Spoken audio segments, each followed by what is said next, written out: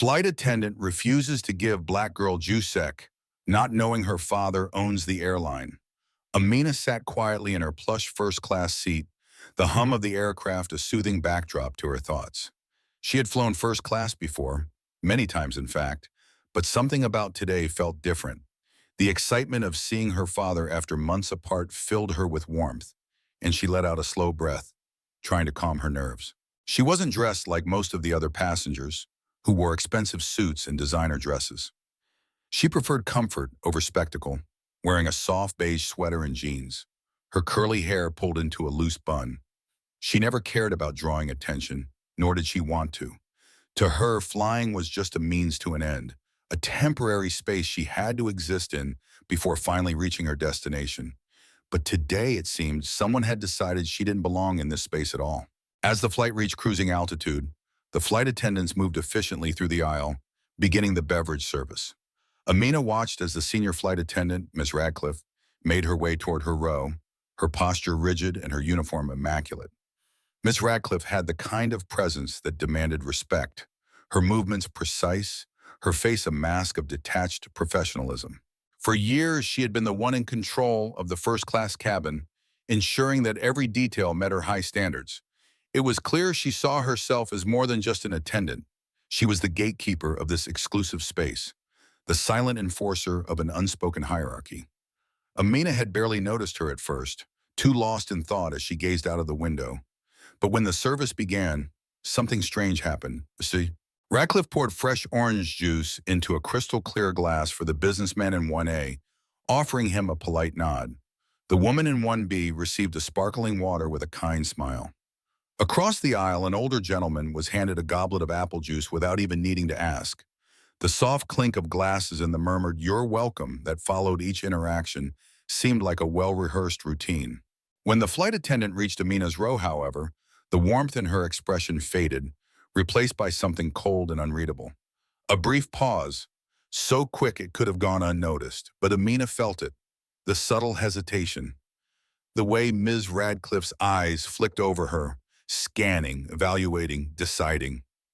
Amina sat up straighter, offering a polite smile. "Could I have some orange juice, please?" Her voice was soft but clear, her request no different from those before her. Cillian, Radcliffe barely spared her a glance as she adjusted the tray in her hands. "We're only serving water right now," she said curtly before turning away. For a moment, Amina thought she had misheard. She glanced at the rows ahead, where she had just seen orange juice, sparkling water, and apple juice being poured with practiced ease. The scent of fresh citrus still lingered in the air, yet all she had been given was a lukewarm glass of water, placed in front of her without so much as a question. Amina blinked, the edges of her stomach twisting in quiet confusion. Maybe there was some sort of mix-up. Maybe the juice service would come later. She didn't want to assume the worst. People made mistakes all the time. But even as she tried to brush it off, an uncomfortable feeling settled in her chest. Minutes passed, and the younger flight attendant, Lillian, came down the aisle with another tray. This one held even more drink options: pineapple juice, cranberry juice, even a fancy fruit blend. Amina watched as, once again, the passengers around her received their drinks without question, the glasses placed before them with a quiet grace. She waited patiently, convinced that this time she would be included. But as Lillian moved past her seat, her tray now noticeably lighter, Amina's table remained untouched. She felt her fingers curl slightly against the armrest. Maybe she had to ask again. Maybe it had just been an oversight. "Excuse me," she said, her voice still calm, still polite. "Could I have some juice now?" Ms. Radcliffe stopped mid-step, turning back with an impatient look. There it was again, that pause, that assessing glance. "Like I said, we're only serving water for now," she repeated, the words sharper this time, more dismissive. Amina's stomach clenched. This wasn't a mistake. She wasn't imagining it. She had just watched Ms. Radcliffe serve pineapple juice to the man sitting 2 seats away, had seen the woman across the aisle stirring ice cubes in a tall glass of apple juice. The realization sank into her like a slow, heavy weight. "I just saw you give juice to them," Amina said carefully, her voice steady despite the tightness in her throat. For the first time, something flickered in Ms. Radcliffe's expression. Annoyance, perhaps, or the irritation of someone being challenged. Look, young lady, she said, her tone clipped, we have limited supplies, and juice is reserved for first-class passengers. The words hit Amina like a slap, cold and deliberate. The businessman across the aisle shifted in his seat. The woman near the front, who had been ignoring the entire exchange, suddenly took an intense interest in the safety pamphlet in her lap. Lillian, who had been refilling drinks, hesitated mid-step, her brows furrowing slightly. Amina felt something burn deep in her chest, not just frustration, but something deeper. This wasn't just about a glass of juice. It was about the way Ms. Radcliffe had looked at her, made a snap judgment, and decided she wasn't supposed to be here. She took a slow breath and reached for her phone, typing out a message with steady fingers. Dad, the flight attendant is refusing to serve me juice. Everyone else got one, but she told me it's only for first-class passengers. She pressed send and locked her screen. She didn't say another word, didn't argue, didn't demand. She just sat back in her seat, her hands resting lightly on her lap. Ms. Radcliffe turned and walked back toward the galley, completely unaware of the message Amina had just sent. Unaware that her decision, the choice she had made in a split second, was about to change everything. Amina's heart pounded steadily in her chest as she stared at the untouched glass of water on her tray. The ice cubes floated idly, slowly melting under the cabin's dim overhead lights. It wasn't about the juice anymore. It wasn't even about the drink service. It was about the way Ms. Radcliffe had looked at her, how her lips had pursed in the smallest frown before dismissing her entirely. That moment had replayed in Amina's mind on an endless loop, making her skin prickle with unease. She had never considered herself someone who caused trouble. Never wanted to be. But there was something about this that didn't sit right. Her hands tightened around the edge of the tray table as she stole a glance at the other passengers. No one else had been refused service. The businessman across the aisle sipped his pineapple juice leisurely, tapping away at his laptop as if nothing unusual had happened. The elderly woman 2 rows up stirred her apple juice with a small spoon, oblivious to the way Amina sat frozen in her seat. Even the couple in the front row, engrossed in their conversation, had been served sparkling water without having to ask. So why her? Amina wasn't naive. She knew what this looked like. She had seen it before. The subtle ways people made it clear who they thought belonged and who didn't. It wasn't always outright cruelty. No, that would be too obvious. It was the small things. The way doors stayed shut. The way people looked through you instead of at you. The way privileges were handed out like gifts to some and rationed like luxuries to others. She wasn't about to let this pass. Summoning her courage, Amina straightened her shoulders and turned to where Ms. Radcliffe was now serving drinks a few rows ahead. Her posture was impeccable, her every movement rehearsed, but Amina saw it now, saw the way her smile only stretched so far, the way she lingered longer at some seats and brushed past others. Taking a steadying breath, Amina raised her voice just enough to be heard. "Excuse me, Ms. Radcliffe." The flight attendant paused mid-pour and turned back slowly. Her eyes flicked over Amina with the same brief assessment as before, quick, sharp, dismissive. She set down the pitcher with deliberate care before making her way back, her heels clicking softly against the carpet. "Yes?" she asked, her tone as smooth as glass but edged with something else, something Amina couldn't quite name yet. Amina kept her voice polite, even measured. "I was wondering if I could have some juice now. I noticed you've been serving it to everyone else." For the briefest second, something flashed in Madame Radcliffe's expression, annoyance, impatience, but it disappeared just as quickly. She tilted her head slightly, adjusting the silver tray in her hands. "Like I said earlier," she replied, her voice clipped but calm, "we're only offering water at the moment." Amina's stomach twisted. A lie. A blatant, obvious lie. A part of her wanted to let it go, to sink into her seat and let the moment pass. But she couldn't, not this time. "That's strange," Amina said, her voice steady, though she could feel her pulse quickening. "Because I just saw you pour juice for them." She gestured toward the other passengers. Ms. Radcliffe's grip on the tray tightened ever so slightly, but she recovered quickly, letting out a short, breathy laugh, the kind people use when they want to dismiss something entirely. "We have limited supplies," she said smoothly, "and juice is reserved for first-class passengers." The words we landed between them like a stone dropped into still water. The cabin felt different now, heavier. Amina's ears rang with the implication, with the carefully veiled insult hiding beneath a professional tone. Juice is reserved for first-class passengers, but she was a first-class passenger. A hush spread over the rows closest to them. Passengers who had been pretending not to listen suddenly found themselves very interested in their seatbelts or in-flight magazines. The businessman across the aisle shifted uncomfortably, his fingers pausing over his keyboard. The elderly woman stopped stirring her drink, her spoon resting against the glass.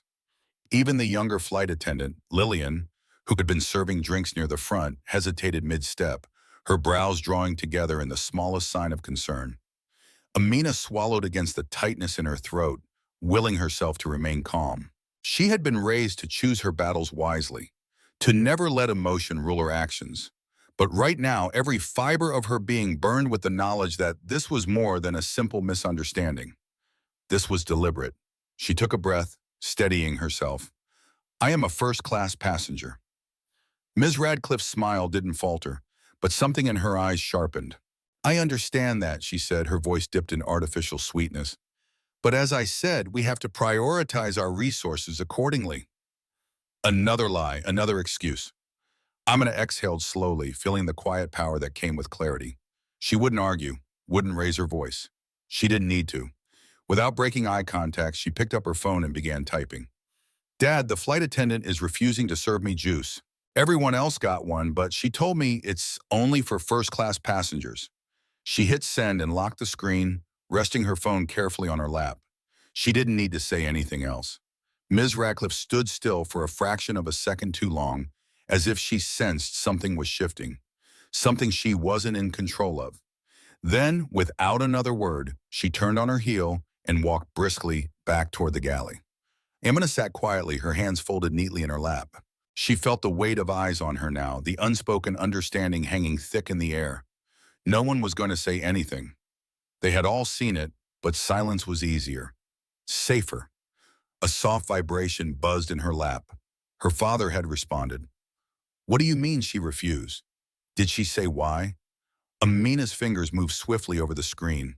She acted like I don't belong here. Said juice is for first-class passengers only, but she gave it to everyone else. There was a pause.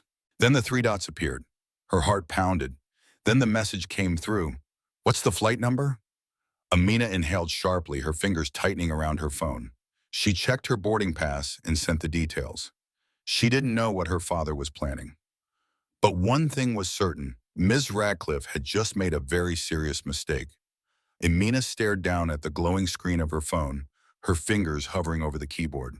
Her heart pounded hard against her ribs, her pulse a steady drum in her ears. The ice in the untouched glass of water had already melted, its surface now a smooth, rippling mirror, reflecting the cabin lights above. She had never thought that something as small as a drink request could make her feel so out of place, so unwelcome. But it wasn't just about the juice. It was the way Ms. Radcliffe had looked at her, the way she had barely acknowledged her presence. The way her request had been dismissed with nothing but a curt response and a quick turn of the heel, as if she weren't worth another second of her time. Amina took a slow breath and glanced around the cabin, hoping to find some form of silent reassurance. But all she found was indifference. The businessman across the aisle had seen it. He had shifted uncomfortably in his seat, pretending to be busy with his laptop, but his expression had flickered, just for a second, with something close to recognition. He had noticed, but he hadn't spoken up. The woman a few seats ahead had caught it too. She had even paused mid-sip, eyes lingering on the interaction just long enough to confirm what she had seen before turning away, choosing the comfort of ignorance over the discomfort of acknowledgement. And then there was Lillian, the younger flight attendant. She had seen it. Amina was sure of that much. She had stopped mid-step when Ms. Radcliffe had denied her the drink, her brows knitting together in hesitation. But she had moved on, just like everyone else, just like it wasn't her place to intervene, just like she was powerless to do anything about it. Amina's fingers curled tightly into her lap, her nails pressing into her palms. She could hear her mother's voice in her head, the voice that had always guided her in moments like this. Pick your battles, sweetheart. Some fights aren't worth the energy. Maybe she was right. Maybe Amina should just let it go. It was just juice, after all. But another voice, deeper, steadier, echoed against her mother's. If you let people get away with treating you less than you deserve, they'll never stop. Her father's voice. Amina swallowed the lump in her throat and unlocked her phone. She didn't want to make a big deal out of this. She wasn't looking for trouble, but something inside her refused to shrink, refused to be silent about something so clearly wrong. Her fingers moved over the screen with a quiet precision. Dad, the flight attendant is refusing to serve me juice. Everyone else got one, but she told me it's only for first-class passengers. She hesitated for a second before pressing send, a small part of her wondering if she was overreacting.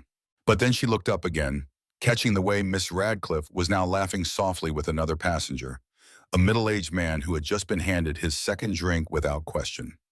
No, this wasn't a misunderstanding.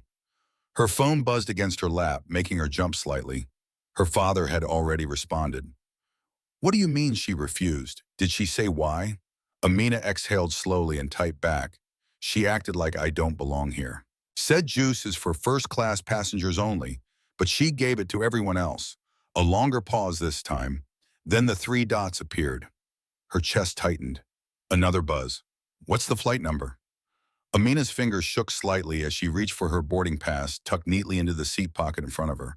She glanced at the printed details and quickly typed them into her phone before pressing send. This time, the dots didn't appear right away. She stared at the screen, waiting, wondering, did she do the right thing? But then she remembered the way Ms. Radcliffe had looked at her, the cold, uninterested flick of the eyes, the dismissiveness, the silent, you don't belong here in the way she had spoken. No, she wasn't imagining this. The cabin around her suddenly felt smaller, the air heavier. Every moment that passed felt like an eternity. She glanced toward the front of the plane where Mrs. Radcliffe had disappeared into the galley. Amina wondered if she had even thought twice about what she had done. If she had dismissed it as just another day, another seat, another passenger who didn't matter. But she had made a mistake. She had assumed that Amina was just another girl sitting quietly in first class. She hadn't realized who Amina's father was. Her phone buzzed again. Stay seated, just 2 words. But they sent a shiver down Amina's spine. She knew her father. He was never the type to react impulsively, never the type to make threats. If he had told her to stay seated, it meant something was already in motion. She glanced toward the galley once more. Somewhere beyond that curtain, Ms. Radcliffe carried on with her duties, completely unaware that her actions had already set something irreversible into motion. Amina placed her phone back onto her lap, her hands folding neatly over it. She didn't need to do anything else now. She had already won. All she had to do was wait. Passengers shifted in their seats, unaware of the storm brewing just beneath the surface of this quiet first-class cabin. The businessman had stopped typing, his fingers resting idly on the keys. The elderly woman had set down her drink, her hands folded neatly in her lap. Even Lillian, now standing near the front, looked back toward Amina with something like quiet curiosity, as if she had sensed that something was about to change. The intercom crackled to life. A crisp voice, cool and professional, filled the cabin. Ms. Radcliffe, please report to the cockpit immediately. A hush fell over the cabin. Amina didn't move, didn't react. But inside, something settled deep within her chest. Ms. Radcliffe had made a mistake, and now she was about to find out just how big of one it was. Amina sat still, her hands resting lightly in her lap, her phone cool against her palm.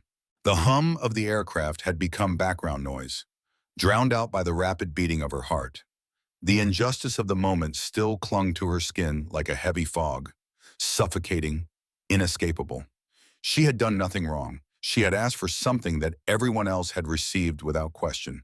And yet, the moment she had spoken, the warmth in Miss Radcliffe's face had cooled, her demeanor shifting in a way that sent a clear message. You don't belong here. The worst part? Everyone around her had seen it. The businessman across the aisle had been right there when it happened. She had watched the way he had paused, his fingers hovering over his laptop keyboard, the slight flicker of discomfort in his expression before he quickly looked away. He had heard what Ms. Radcliffe said. He had seen the way she dismissed Amina, and yet he had chosen silence. The woman 2 rows ahead had sipped her juice a little too slowly, her eyes darting toward Amina as if contemplating saying something. But she never did. Instead, she turned the page of her magazine, burying herself in words that suddenly seemed more important than the reality unfolding right in front of her. Even Lillian, the younger flight attendant, had hesitated. Amina had noticed it. That split second where Lillian's hand had frozen on her tray, her brows furrowing just slightly as if to say, "Wait, that's not right." But just as quickly, she had turned away, resuming her duties as if she hadn't just witnessed something unjust. And that was the thing about injustice. It didn't always come in the form of loud voices or outright cruelty. Sometimes it was in the quietness, the unspoken agreements, the glances exchanged but never acted upon, the refusal to acknowledge that something was wrong. Amina let out a slow breath, her grip tightening around her phone. She felt exposed, vulnerable in a way she hadn't before. It wasn't just that Ms. Radcliffe had dismissed her. It was that nobody had stopped her. Was this how things were? How they had always been? People seeing something unfair and deciding it was easier to ignore than to confront? Her father's message replayed in her mind. Stay seated. She had no idea what was about to happen, but she trusted her father. If he had told her to wait, it meant he was already working on something.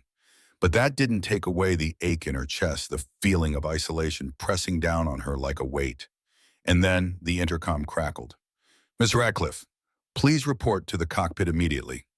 For the first time since this began, the balance shifted. The silence that had settled so heavily in the cabin broke apart, replaced by quiet, curious murmurs. Heads turned, subtle glances exchanged. Even the businessman, who had been so intent on pretending nothing had happened, lifted his eyes from his screen. Amina didn't move, but inside something in her steadied. Ms. Radcliffe had gone pale.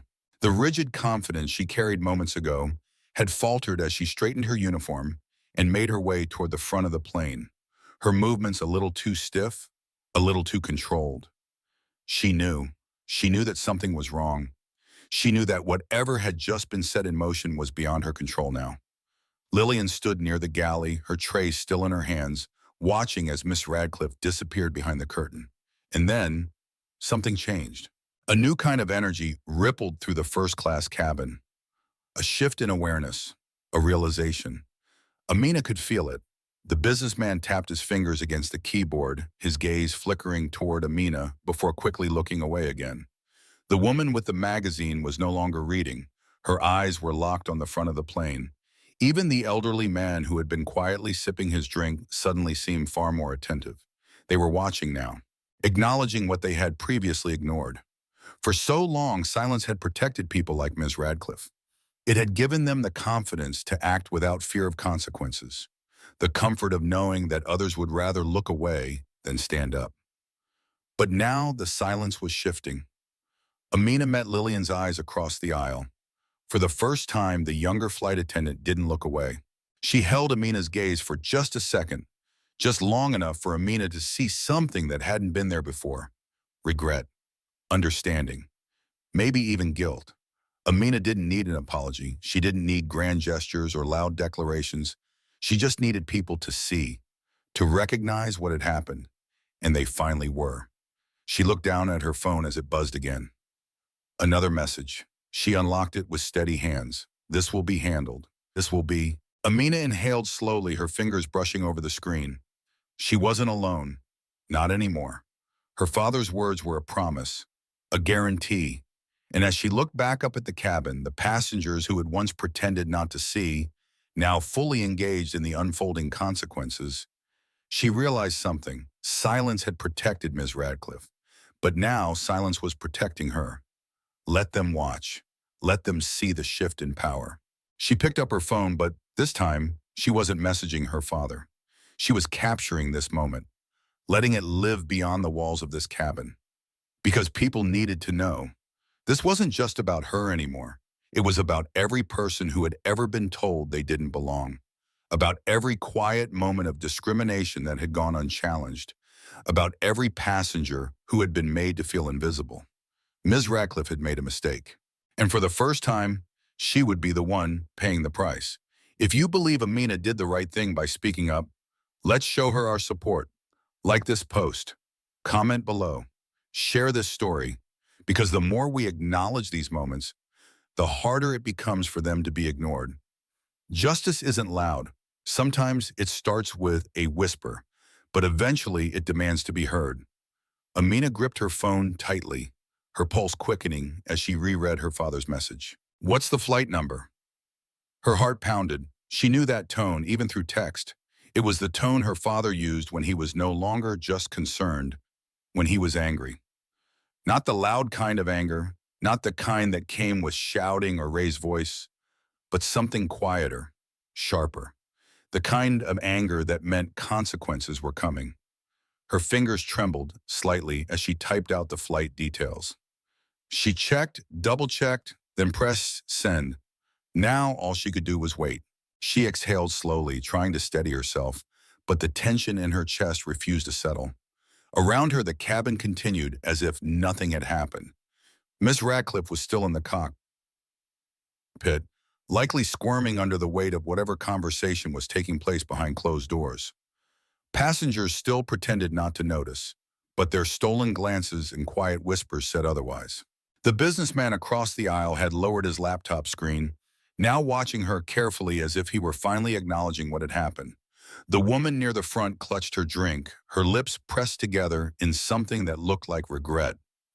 And Lillian, sweet, hesitant Lillian, stood frozen near the galley, torn between duty and discomfort, her face a mix of uncertainty and shame. Amina should have felt vindicated. She should have felt triumphant, knowing her father was already moving to make things right. But all she felt was exhaustion. Why did it have to take this for people to see what had happened? Why did injustice have to become an event before people cared? She closed her eyes for a moment, her fingers still curled around her phone. She wasn't looking for a scene. She hadn't wanted to be the center of attention. She had just wanted to be treated with the same respect, the same courtesy that everyone else had received without question. The cabin felt suffocating now, every breath she took thick with unspoken tension. Then the intercom crackled to life again. "Miss Radcliffe, please return to the first-class cabin immediately." A hush fell over the passengers. Amina's eyes snapped open. She turned toward the front of the plane just as the curtain parted and Miss Radcliffe stepped out. But this time she didn't walk with the same authority she had before. Her usually perfect posture was rigid, her grip on the tray in her hands unsteady. She looked pale, shaken. Her mask of control cracked at the edges. She stopped just a few feet from Amina's seat, standing so still it was almost unnatural. For the first time, she seemed to see Amina, not as an inconvenience, not as a problem to be handled, but as a person. Then in a voice so strained it barely sounded like her own, she spoke. "Ms. Idris, I sincerely apologize if there was a misunderstanding earlier," she said, her words forced, her tone flat. "I would be happy to bring you any drink you'd like." The silence in the cabin was deafening. Amina didn't react right away. She studied Ms. Radcliffe's face, her trembling hands, the tension in her jaw. This wasn't remorse. This wasn't accountability. This was damage control. And Amina wasn't going to let her get away with it. She tilted her head slightly, her expression unreadable. A misunderstanding? A flicker of discomfort passed over Ms. Radcliffe's face, but she nodded quickly. "Yes, I didn't mean to cause any inconvenience." Amina let the words hang in the air. She could feel every pair of eyes on them now, passengers waiting, watching. Even Lillian had inched forward, her brows furrowed, her lips parted slightly, as if she wanted to say something but couldn't find the words. Amina's voice was soft but unwavering when she spoke again. "You didn't give anyone else water without asking," she said slowly. "You didn't refuse anyone else juice. So what exactly was the misunderstanding?" The silence deepened. Miss Radcliffe swallowed hard, her fingers tightening around the tray. Her carefully rehearsed words had fallen apart in an instant, and now she stood there, exposed, nowhere to hide. Amina didn't need to raise her voice. She didn't need to be cruel. The truth was loud enough on its own. Across the aisle, the businessman let out a slow breath, as if finally seeing the full picture. The woman near the front set down her drink, looking visibly uncomfortable now. Lillian took a step forward. Miss Radcliffe, she said softly, her voice shaking just a little. You told me earlier that juice was limited, but that wasn't true, was it? Miss Radcliffe turned sharply, her expression flashing with something close to panic. Lillian, this is not. It wasn't true, Lillian repeated, firmer this time, because there was always enough. Another beat of silence. Then the intercom crackled again. Ms. Radcliffe, please report to the cockpit immediately.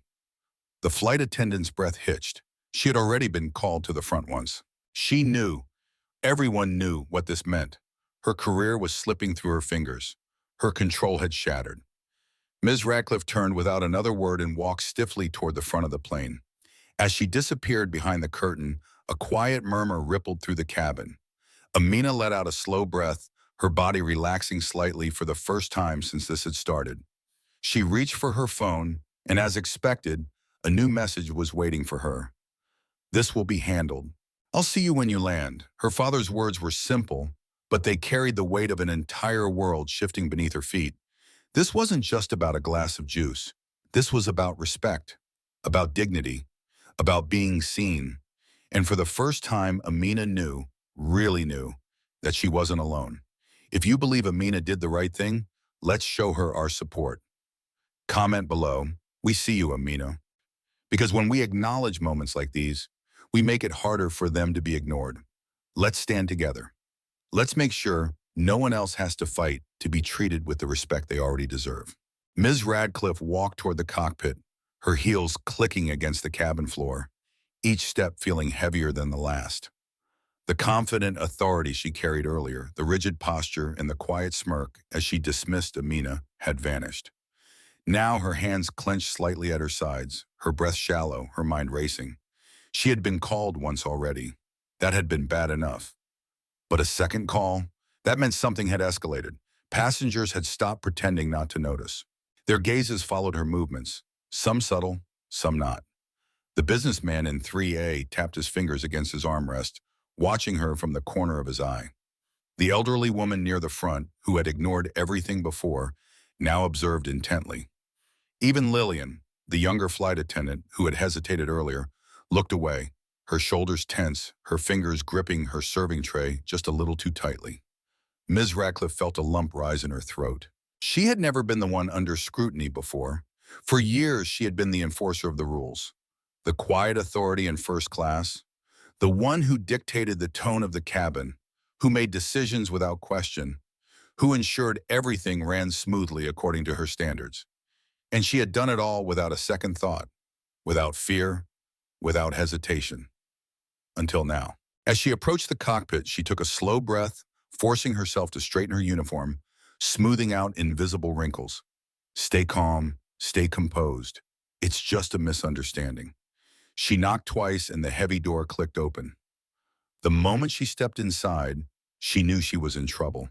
Captain Graham Foster sat in his chair, his posture stiff, his hands folded neatly in front of him. His expression was unreadable, but his eyes held something cold, something disapproving. But it wasn't just the captain who made her breath hitch. On the screen of the in-flight communications system, a man sat watching her. Damon Whitaker, the airline's senior operations manager. Her pulse spiked. She had only spoken to Damon once before, and it hadn't been under casual circumstances. He was the type of executive people whispered about, the type who rarely intervened unless something serious was happening. And yet, even as her stomach twisted with unease, she wasn't prepared for the next words that left his mouth.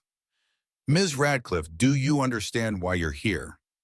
The sharpness in his voice made her throat dry. She forced a small, polite smile. Of course, sir. I believe there's been a misunderstanding. If this is about the passenger in 3C, 3A, Damon corrected smoothly. She swallowed. Amina Idris, he continued, his voice measured but firm. Does that name mean anything to you? Ms. Radcliffe blinked. The name did sound familiar, but she couldn't quite place. Then it hit her. The blood drained from her face. Idris, no, it couldn't be. She is the daughter of Idris, Damon said, leaning forward slightly, his gaze sharp. The owner of this airline. A cold wave of panic crashed over her. No, no, no. She had spent years enforcing the unspoken rules of first class, making judgment calls about who fit and who didn't.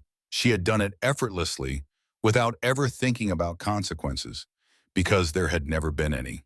But now she had made a mistake. She had misjudged the wrong passenger. We received a direct complaint from Mr. Idris, Damon continued. He is currently monitoring this situation, and he is not pleased. See him. Radcliffe felt her breath catch. For the first time, the power she had always wielded slipped from her grasp. She opened her mouth, scrambling for a defense. Sir, I assure you there was no refusal. We have limited supplies, and I simply hadn't gotten to her request yet. Damon's expression didn't change. That's not the report we received. Silence hung thick in the air. Captain Foster, Damon said, his voice even, do you recall the passenger in question being denied service? The captain, who had remained silent until now, exhaled slowly before speaking. I do, he said, and I recall Miss Radcliffe refusing to correct her mistake even when given the opportunity. Miss Radcliffe's stomach twisted painfully. Miss Radcliffe, Damon said, tilting his head slightly, you were given a chance to fix this. Instead, you doubled down. Can you explain why? Her fingers tightened at her sides. What could she say? That she had simply assumed? That when she saw Amina sitting in first class, she had made a decision before she had even spoken to her?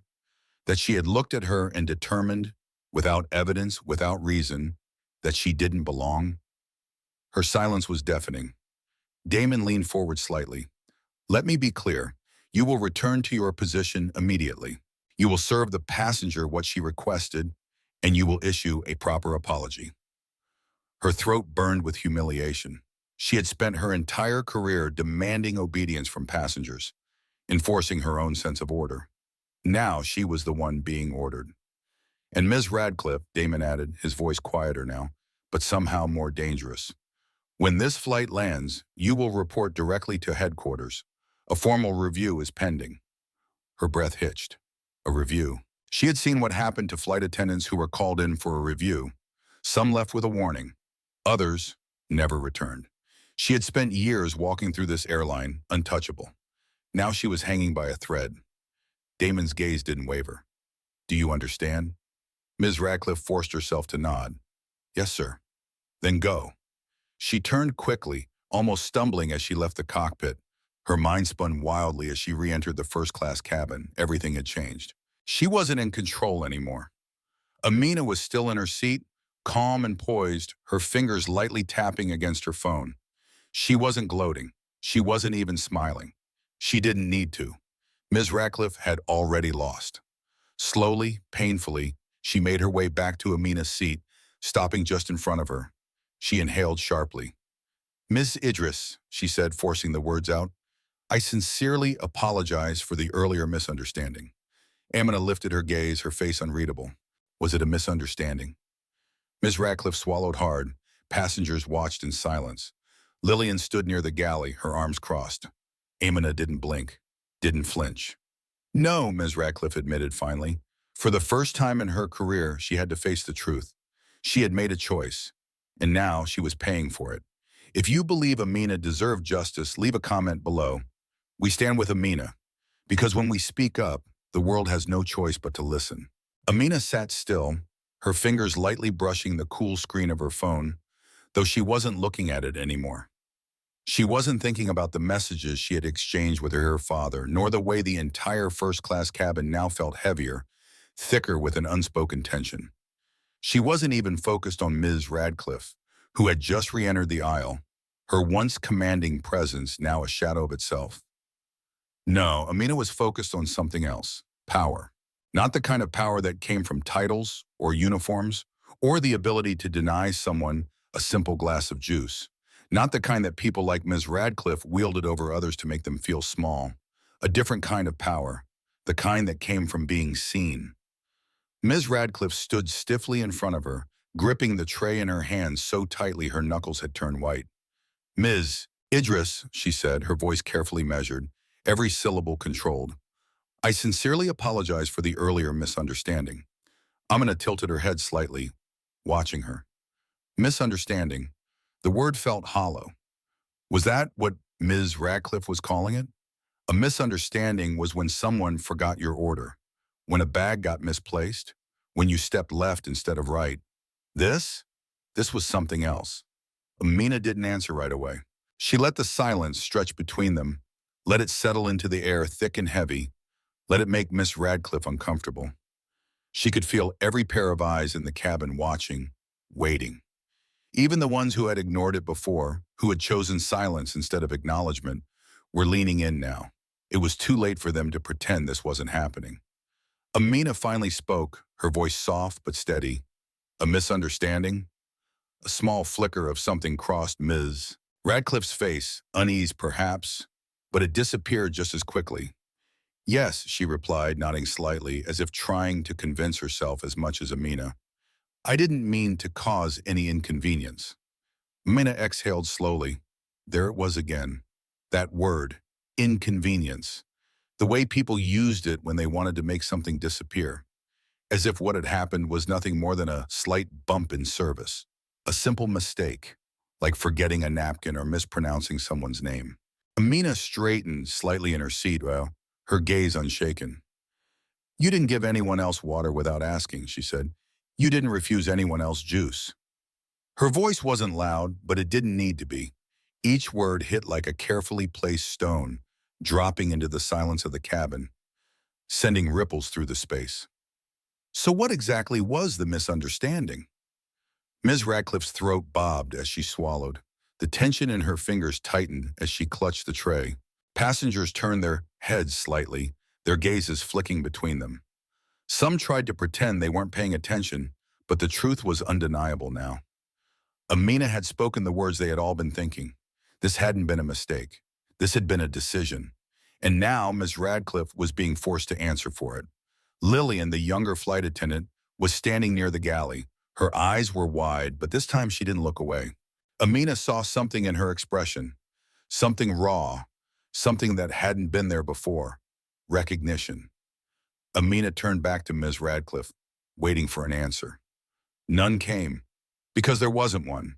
At least, not one that Ms. Radcliffe could give, not without exposing the truth. And so, instead, she did what people like her always did when faced with their own actions. She tried to make it go away. I may have misjudged the situation, she said, her voice quieter now, as if she were choosing her words carefully. I assure you it wasn't intentional. Amina blinked slowly. She let the silence stretch between them once more. Then she tilted her head slightly. Wasn't it? The simple question made Ms. Radcliffe's breath catch. Passengers exchanged quiet glances.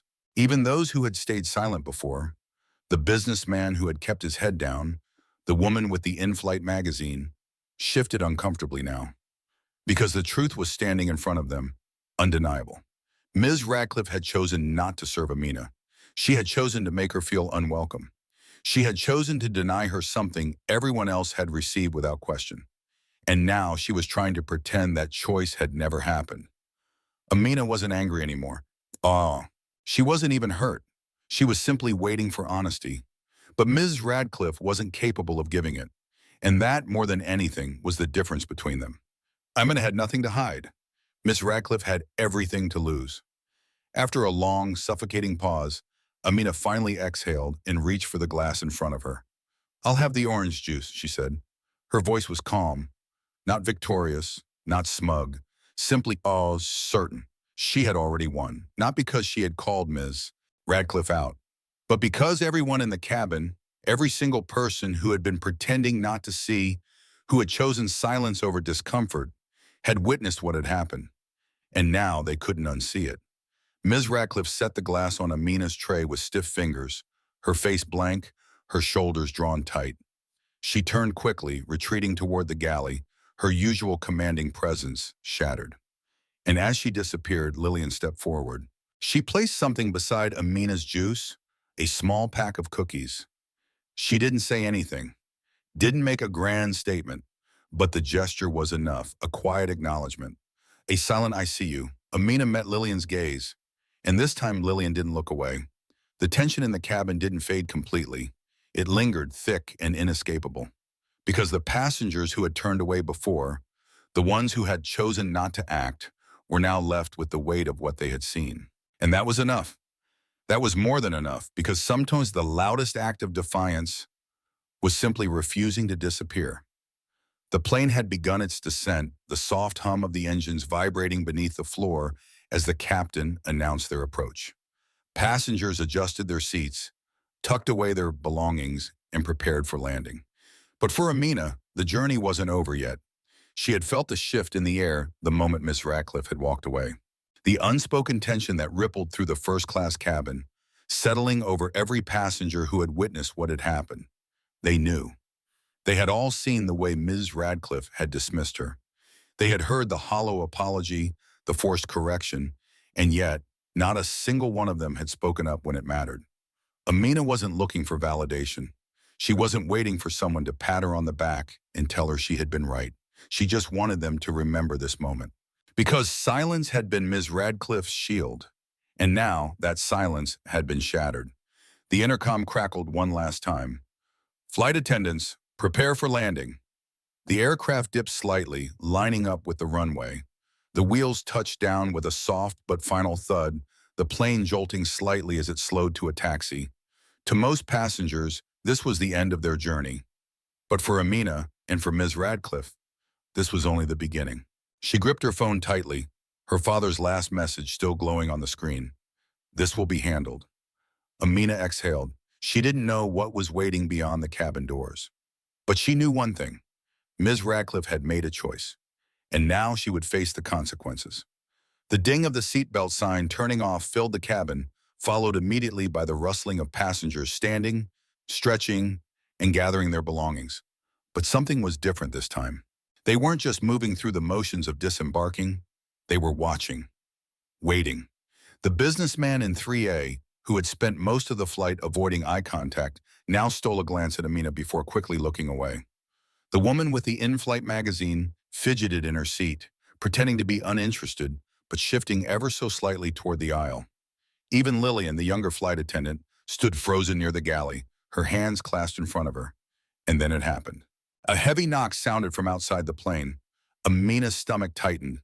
The door clicked, the air pressure shifting slightly as the jet bridge connected.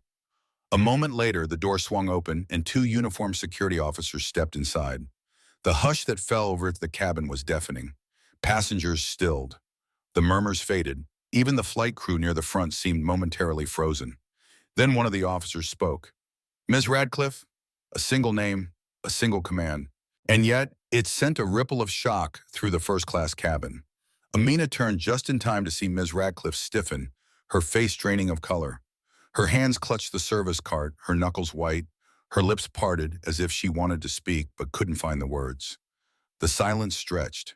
She didn't move, didn't speak, didn't protest. Because she knew. She knew that whatever awaited her beyond that door wasn't just a routine conversation. It was judgment. "Msat Radcliffe," the officer repeated, his voice firm but professional. "You are to remain on board. You will be escorted for a formal review." Passengers exchanged glances, their expressions shifting from curiosity to outright shock. This wasn't just an inconvenience. This wasn't something that could be smoothed over with a carefully worded apology. This was serious. Lillian's mouth parted slightly, her brows drawing together. She took a small step forward, as if she wanted to say something, to do something, but she stopped herself, because there was nothing to be done. Ms. Radcliffe turned slowly, as if in a daze. Her usually rigid posture had crumbled, her hands now trembling at her sides. For the first time, she wasn't in control. She was the one being given orders. She was the one being handled. The officer gestured toward the back of the plane. "This way, ma'am." "Miss." Radcliffe swallowed hard, but she nodded stiffly, her lips pressing together into a tight, thin line. With slow, mechanical movements, she turned, her feet dragging against the carpeted aisle as she walked past the very passengers she had once regarded with such careful detachment. She didn't look at Amina. She couldn't, because she knew, they both knew, that this moment wasn't just about her. It was about all the times this had happened before. The ones that had gone unnoticed, unchecked, unpunished. It was about every flight, every quiet act of exclusion, every decision made in silence because she had assumed no one would dare challenge it. But today, she had been challenged, and she had lost.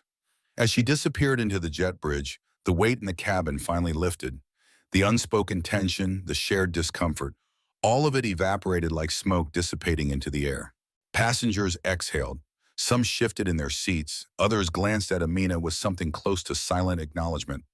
Not sympathy, not pity, just recognition. They had seen what had happened, and they would remember. Lillian was the last to move. She stood frozen near the galley, her lips pressed together, her fingers still curled against her serving tray. But as the last of the passengers began filing out, she finally looked at Amina. Not with guilt, not with regret, but with understanding. Amina held her gaze for just a second, offering a small nod, a silent acknowledgement. And then, without a word, she stood, grabbed her bag, and walked off the plane. Her father was waiting. This fight was over. But the lesson would remain, because when people were forced to face the weight of their actions, when silence was no longer an option, when justice wasn't a request but a certainty, that was when change truly began. The conference room was silent, save for the faint hum of the fluorescent lights above. A long mahogany table stretched through the center of the room, polished to a gleam, its surface reflecting the cold, sterile glow of the overhead lights. At one end sat Damon Whitaker, the airline's senior operations manager, his hands folded neatly in front of him. Beside him, three other executives observed quietly, their expressions unreadable, their gazes sharp and assessing. But it was the man at the head of the table who made the air in the room feel heavier. Idris, the owner of the airline.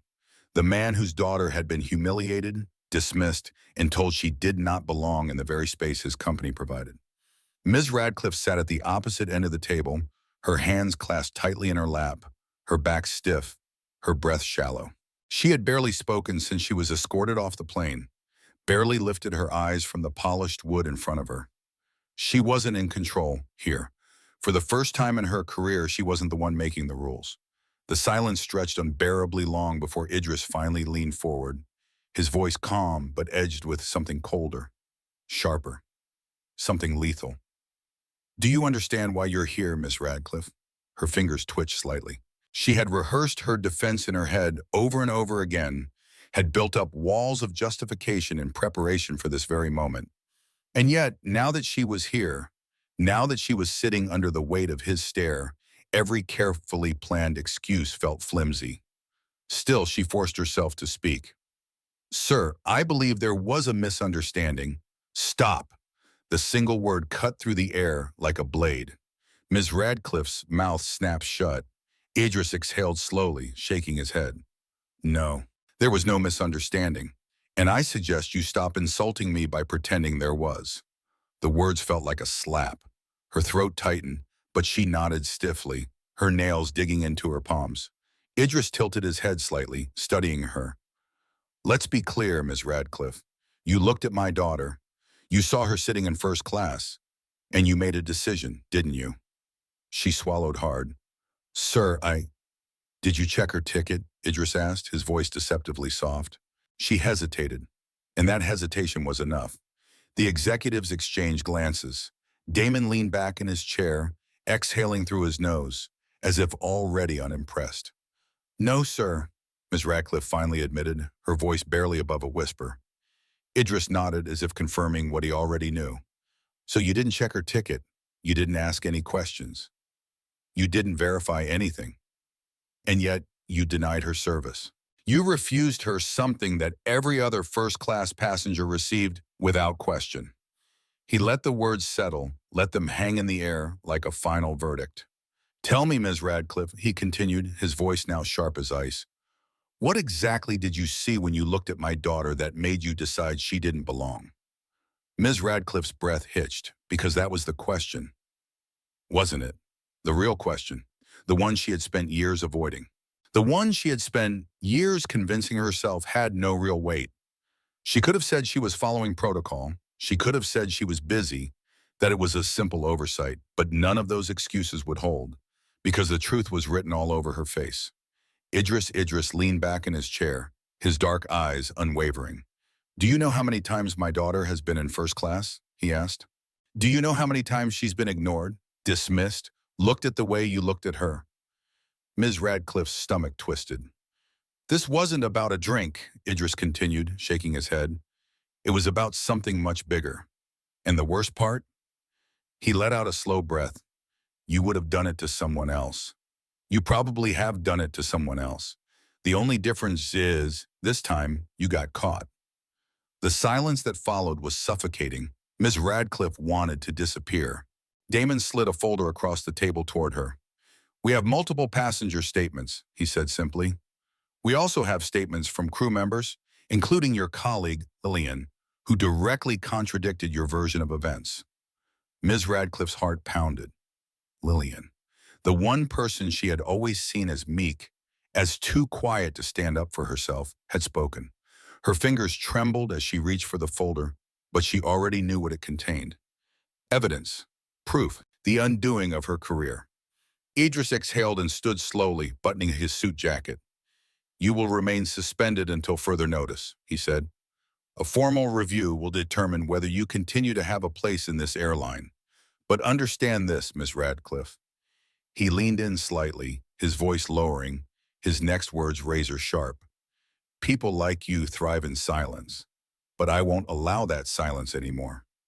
He stepped back, turning toward the door without another glance at her. Damon let out a breath and closed the folder in front of him. You'll be contacted with next steps. And just like that, the meeting was over. Miss Radcliffe sat frozen, staring at the polished surface of the table. For years, she had built her career on unspoken rules, on decisions she had never been forced to explain. For years, she had believed she was untouchable, but now she had been forced to face herself, and what she saw was ugly. Miss Keaton sat frozen in the dimly lit office, the weight of the last few hours pressing against her chest like a steel anchor. The walls, once lined with commendations and service awards, now felt cold and indifferent, their meaning stripped away in an instant. The airline had been her world, her domain where she dictated the rules, controlled the atmosphere, and ensured that passengers knew their place. But now she was no longer the one in control. The air felt thinner here, heavier with the presence of those who had once respected her, now staring at her with an expression she never thought she'd see directed at her: judgment. For years, she had upheld a silent code, making unspoken decisions about who deserved her attention, who deserved a smile, and who, in her eyes, didn't belong. It wasn't something she had ever considered wrong. It was just the way things were, the way she had always done them. But now that way had cost her everything. Her fingers twitched as she recalled the look on Amina's face. Not one of anger, not even disappointment, just certainty. The quiet, composed kind of certainty that came from knowing you had already won before the battle had even begun. Amina had never needed to raise her voice. She hadn't begged for justice. She had simply expected it, and that expectation had shaken the very foundation Miss Keaton had built her career upon. The sound of a door opening snapped her from her thoughts, and she sat up straighter, though she knew it wouldn't make a difference. She had spent years perfecting her posture, keeping herself composed in the face of difficult passengers, difficult conversations. But this wasn't a conversation she could control. Damon Whitaker, the airline's senior operations manager, walked in with calculated steps, his face unreadable as he took his seat across from her. Miss Keaton swallowed hard. You've been with this airline for years, Damon began, his voice smooth but edged with steel. You have built a reputation as one of the strictest flight attendants in first class. You have ensured that every passenger followed the rules. Miss Keaton nodded quickly, latching on to the words. I have always prioritized the airline standards, sir. Damon didn't blink. And yet today, you broke them. Her breath caught. She opened her mouth, searching for a defense, but found none. Because she had. She had denied a first-class passenger service. She had dismissed her. She had made assumptions. And worst of all, she had been seen doing it. You were given a choice, Damon continued, his fingers tapping lightly against the folder in front of him. You could have corrected your mistake. You could have treated Amina Idris with the same respect you offered every other passenger in that cabin. He exhaled sharply, but you didn't. A cold chill ran through Miss Keaton's spine. Her silence was damning. She had spent so long believing she was untouchable, that the choices she made in the air would never follow her to the ground. But this time, they had. She had spent years deciding who deserved her attention, who deserved a drink, who deserved kindness, and it had caught up with her. For the first time in her life, Miss Keaton was on the other side of the decision, and she didn't like it. Damon opened the folder, sliding a paper toward her. Effective immediately, you are suspended without pay pending further investigation. You are not to report for duty until a final decision is made. Miss Keaton felt her stomach drop. She had expected consequences, but this was worse than she imagined. Sir, please, she started, desperation creeping into her voice. This is my career. Damon's expression didn't change. No, Miss Keaton, he said, this was your privilege. The words landed heavier than any reprimand she had ever received, because deep down, she knew he was right. Amina had boarded that flight as just another passenger, expecting nothing more than the service she had paid for. And yet, Miss Keaton had looked at her and decided, without any real reason, that she didn't belong. She had denied her a drink, but more than that, she had denied her dignity. And for once, someone had fought back. Amina's father, Idris, could have demanded her immediate termination. He could have made calls, filed reports, ensured that she never worked in the airline industry again, but he didn't. Instead, he had let her face the one thing she had never faced before: accountability. Miss Keaton's eyes burned, her chest tightening as she gripped the paper in front of her. Sir, she whispered, her voice unsteady. Do I even have a chance? Damon studied her for a long moment before speaking. That's up to you, he said, finally. The question is, will you learn from this, or will you just wait for the world to forget? Miss Keaton sat there unmoving as he stood and walked out of the room. For the first time in her career, she wasn't the one in charge. She had spent years shaping the experience of others. Now her own future was out of her hands. She wasn't sure which was worse, the possibility of losing everything she had worked for, or the painful realization that she had done this to herself. And Amina was free. She had left the plane without a single backward glance, her head high, her shoulders strong, stepping into a world where she belonged. Because no matter how many people, like Miss Keaton, tried to deny it, she had always belonged. This was just the first time someone had been forced to admit it. What can we learn from this? This story isn't just about a flight attendant making a bad decision. It's about the power of standing up for yourself. Amina didn't yell. She didn't argue. She didn't demand respect. She simply expected it. And because she did, justice followed. This story is a reminder that our silence can be just as damaging as the discrimination we witness. How many people on that plane saw what happened and said nothing? How many of us have done the same in our own lives? The truth is, injustice doesn't just survive because of those who commit it. It survives because of those who look the other way. But what happens when we stop being silent? What happens when we speak up? We force the world to see what it once ignored. And that is how change begins. If you believe Amina did the right thing, leave a comment. We stand with Amina. If you believe people should be treated with dignity, like this post. And if you want more stories that challenge perspectives and inspire change, subscribe to our channel, because the more we listen, the more we learn. And the more we learn, the harder it becomes for injustice to hide. Justice isn't always loud. Sometimes it starts with a whisper. But eventually, the world has no choice but to listen.